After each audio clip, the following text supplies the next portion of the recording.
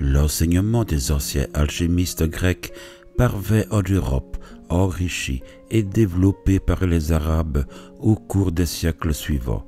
Les grands alchimistes européens poursuivent les travaux de leur illustre prédécesseur. Il y a eu Albert le Grand, canonisé en 1931, Roger Bacon, qui fut l'un des esprits scientifiques les plus brillants et le plus clairvoyant de son temps, pour qui la science ne doit pas être figée dans le respect des anciens, mais au contraire en perpétuel devenir. Et aussi Paracelse, qui sera l'un des plus grands médecins de tous les temps. Paracelse fut souvent incompris par ses contemporains, maîtrisé par les officiels et les mandarins des universités, le traitèrent en charlatan. Sa vie de chercheur solitaire à contre-courant des idées reçues en fit un éternel contestataire, un errant. Tandis que les autres parlent et paradent, Paracelse, lui, guérit. Il invente l'asepsie, pressent la psychanalyse, découvre les maladies psychosomatiques. Il est à l'origine des pensées très modernes, telles que la médecine du travail ou l'homéopathie. Il s'employa à donner à l'alchimie ses lettres de noblesse. Il se caractérise par un esprit critique, violent et agressif. Son enseignement est souvent dur, mal compris, mais réussit à traverser les siècles. Il enseigna la théorie des signatures, qui est une méthode d'observation du monde des plantes médicinales et sa libre association par analogie avec une partie du corps humain que l'on souhaite soigner.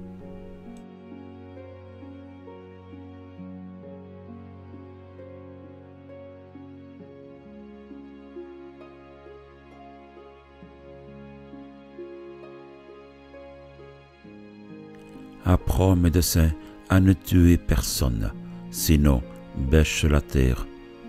La nature est une et son origine est une. Un vaste organisme dans lequel les choses naturelles s'harmonisent et sympathisent réciproquement. Paracelse était un des précurseurs de cet art hermétique. Il disait « L'alchimie ne consiste pas à faire de l'or et de l'argent. Son but est de produire les essences souveraines et de les employer pour guérir les malades. » Il ira jusqu'à appeler les alchimistes qui cherchaient à fabriquer de l'or des imbéciles qui battent la paille vide. On prétend que Paracelse abandonna l'université pour devenir l'élève de l'abbé Trithème à Wurzburg. Moine bénédictin, Trithème avait réalisé une synthèse entre la Kabbale, tradition ésotérique juive, l'hermétisme, révélation du dieu Hermès, dont l'alchimie et astrologie sont les disciples majeurs, et d'autres courants de pensée que l'Église tenait pour hérétiques. L'érudition de cet homme hors du commun n'est pas un hasard. Son but reste toujours d'améliorer ses connaissances et il ne cessera jamais d'étudier et d'expérimenter. Du Portugal, il prend la mer vers l'Angleterre. Apprenant qu'on se battait aux Pays-Bas, il obtient un poste de chirurgien barbier dans l'armée hollandaise. Puis, il contracte un autre engagement au même titre dans l'armée danoise.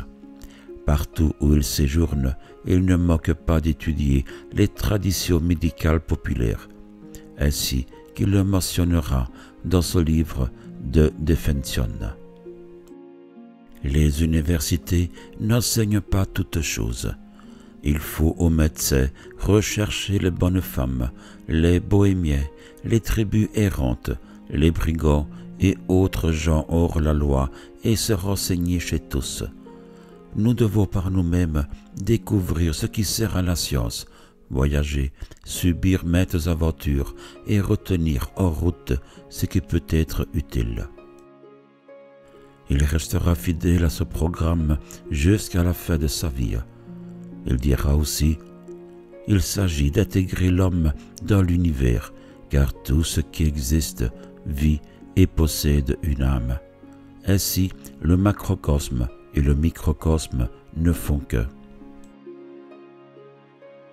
On peut dire qu'un alchimiste est en quelque sorte un savant presque complet qui s'intéresse au monde qui l'entoure.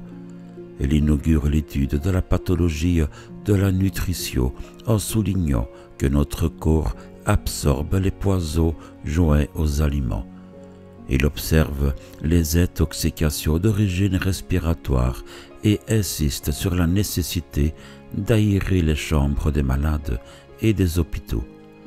Paracelse perçut clairement la nature des maladies mentales. Il étudia en particulier l'épilepsie et rejeta toute influence diabolique dans leur apparition.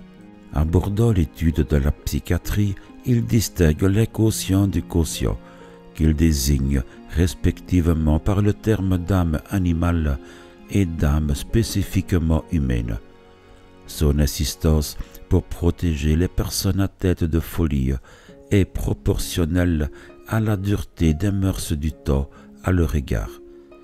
Il indique la fonction cathartique du rêve que Freud redécouvrira 4 siècles plus tard, mais soutient aussi l'existence de rêves prophétiques ou surnaturels.